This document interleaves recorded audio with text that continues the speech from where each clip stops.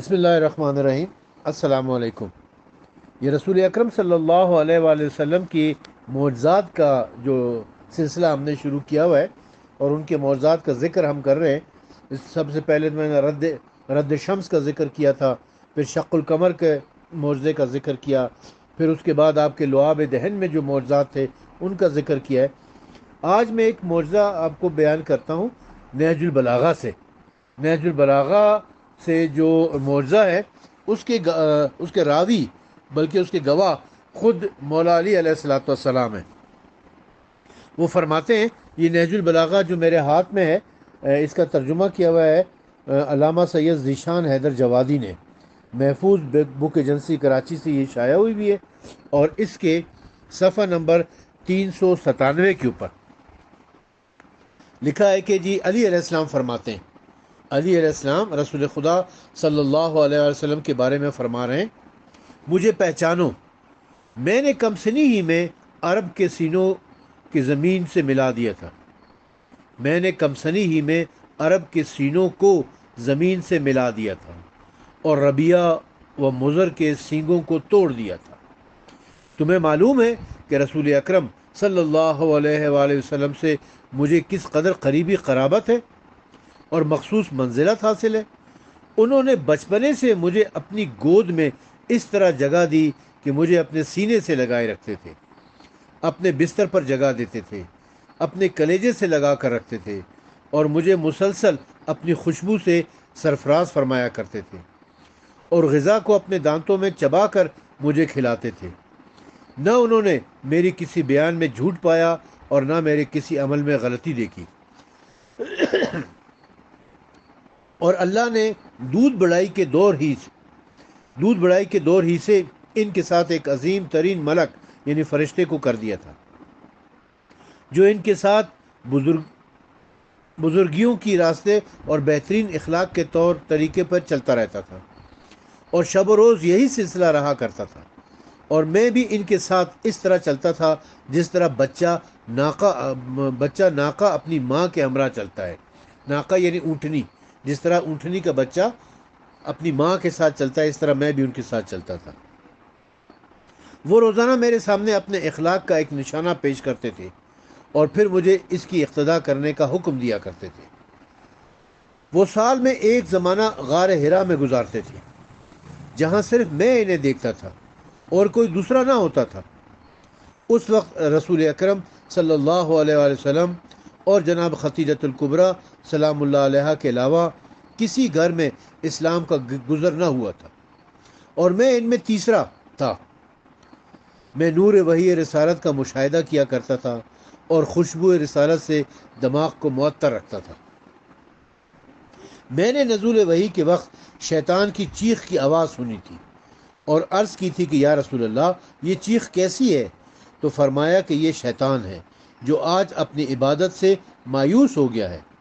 تم وہ سب دیکھ رہے ہو جو میں دیکھ رہا ہوں، اور وہ سب سن رہے ہو جو میں سن رہا ہوں، صرف فرق یہ ہے کہ تم نبی نہیں ہو، لیکن تم میرے وزیر بھی ہو اور منزل خیرہ بھی ہو۔ میں اس وقت بھی حضرت صلی اللہ علیہ وسلم کے ساتھ تھا جب قریش کے سرداروں نے آ کر کہا تھا کہ محمد صلی اللہ علیہ وسلم، تم نے بہت بڑی بات کا دعویٰ کیا ہے جو تمہارے گھر والوں میں سے کسی نے نہیں کیا تھا۔ اب ہم تم سے ایک بات کا سوال کرتے ہیں، اگر تم نے صحیح جواب دے دیا اور ہمیں ہمارے مدعا کو دکھلا دیا تو ہم سمجھ لیں گے کہ تم نبی خدا اور رسول خدا ہو، ورنہ اگر ایسا نہ کر سکے تو ہمیں یقین ہو جائے گا کہ تم جادوگر اور جھوٹے ہو۔ تو آپ صلی اللہ علیہ وسلم نے فرمایا تھا کہ تمہارا سوال کیا ہے؟ ان لوگوں نے کہا کہ آپ اس درخت کو دعوت دیں کہ وہ جڑ سے اکھڑ کر آ جائے اور آپ کے سامنے کھڑا ہو جائے۔ آپ صلی اللہ علیہ وسلم نے فرمایا کہ پروردگار ہر شے پر قادر ہے، اگر اس نے ایسا کر دیا تو کیا تم لوگ ایمان لے آؤ گے اور حق کی گواہی دے دو گے؟ ان لوگوں نے کہا بے شک۔ آپ صلی اللہ علیہ وآلہ وسلم نے فرمایا کہ میں عنقریب یہ منظر دکھلا دوں گا، لیکن مجھے معلوم ہے کہ تم کبھی خیر کی طرف پلٹ کر آنے والے نہیں ہو۔ تم میں وہ شخص بھی موجود ہے جو کنویں میں پھینکا جائے گا۔ اور وہ بھی جو احزاب قائم کرے گا۔ یہ کہہ کر آپ نے درخت کو آواز دی کہ اگر تیرا ایمان اللہ اور روز آخرت پر ہے اور تجھے یقین ہے کہ میں اللہ کا رسول ہوں تو جڑ سے اکھڑ کر میرے سامنے آ جا اور اذن خدا سے کھڑا ہو جا۔ قسم ہے اس ذات کی جس نے انہیں حق کے ساتھ مبعوث کیا ہے کہ درخت جڑ سے اکھڑ گیا اور اس عالم میں حضور کے سامنے آ گیا کہ اس میں سخت کڑکڑاہٹ تھی اور پرندوں کے پروں کی آوازیں جیسی پھڑپڑاہٹ بھی تھی۔ اس نے ایک شاخ سرکار صلی اللہ علیہ وسلم کے سر پر سایہ افغن کر دی اور ایک میرے کندھے پر، جبکہ میں آپ کے داہنے پہلو میں تھا۔ ان لوگوں نے جیسے ہی یہ منظر دیکھا نہایت درجہ سرکشی اور غرور کے ساتھ کہنے لگے کہ اچھا اب حکم دیجئے کہ آدھا حصہ آپ کے پاس آ جائے اور آدھا رک جائے۔ آپ نے یہ بھی کر دیا اور آدھا حصہ نہایت درجہ حیرت کے ساتھ اور سخت ترین گڑگڑاہٹ کے ساتھ آ گیا اور آپ کا حصار کر لیا۔ ان لوگوں نے پھر بربنائے کفر و سرکشی یہ مطالبہ کیا کہ اچھا اب اس سے کہیے کہ واپس جا کر دوسرے نصف حصے سے مل جائے۔ آپ نے یہ بھی کر کے دکھلا دیا۔ تو میں نے آواز دی کہ میں توحید الہی کا پہلا اقرار کرنے والا اور اس حقیقت کا پہلا اعتراف کرنے والا ہوں کہ درخت نے امر الہی سے آپ کی نبوت کی تصدیق کی اور آپ کے کلام کی بلندی کے لیے آپ کے حکم کی مکمل اطاعت کر دی، لیکن ساری قوم نے آپ کو جھوٹا اور جادوگر قرار دے دیا کہ ان کا جادو عجیب بھی ہے اور باریک بھی ہے، اور ایسی باتوں کی تصدیق ایسے ہی افراد کر سکتے ہیں، ہم لوگ نہیں کر سکتے۔